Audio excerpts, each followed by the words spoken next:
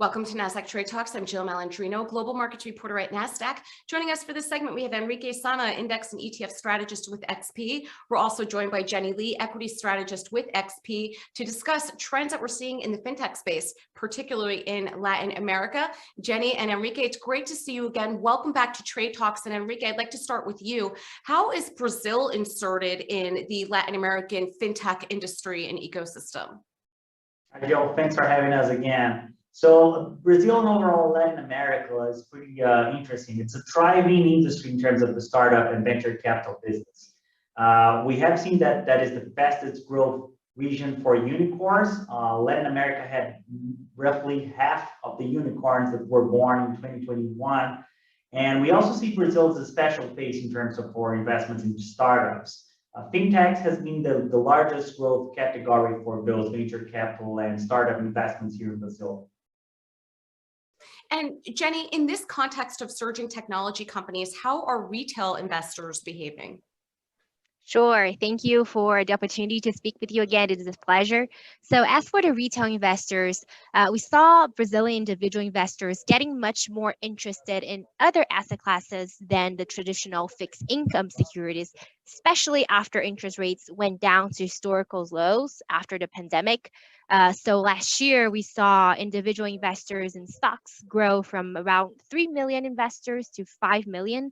So that's a tremendous growth for only a year. Still, this only represents about 2% of the total population in Brazil, where in the US, we have about half of Americans who are invested in stocks. So I would say that there's still a long way to go over here. And here at XP, our mission and our goal is to further that even more, financial education and bringing financial services to the population was and continues to be the core over here at XP. And on that note, happy to share that she's basically been a leader in that space here in Brazil. A couple months ago, we launched the first ETF that actually tracks the Nasdaq 100 index, and that offers Brazilians the opportunities for investing in the United States innovative technology and large caps in sectors that are not currently available in our large cap major index. So Nasdaq offers this possibility for Brazilian investors to invest into biotech, into tech-related companies. So that's quite an innovation that they brought firsthand into the Latin American equity space. And Jennie, looking forward, do you think that we should see more technology companies and startups over the next few years? Sure, short answer, I would say that yes. So thinking about the trends in the industry and Latin America as a whole, it is an emerging region and it has a relevant population when you look at its size and also huge issues to be solved.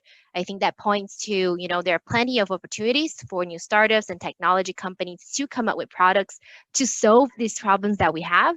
And also when you look at the number of startups and tech companies in Latin America, they're still pretty small when we compare it to the rest of the world.